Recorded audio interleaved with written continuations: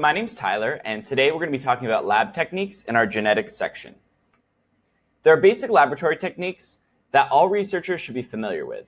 These techniques allow researchers to study different properties of their sample, allowing them to learn more about whatever it is that they're studying. Here's our lesson overview for this video. First, we're going to talk about cell biology lab techniques.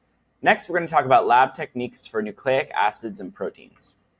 Next, we're going to talk about genomics and miscellaneous techniques. So first, let's talk about cell biology lab techniques. Hemocytometers count samples, and these are basically like grids that you can load your sample onto. And when you look at them under a microscope, it'll allow you to divide your view up into fields. You can then count the number of whatever it is that you're trying to count.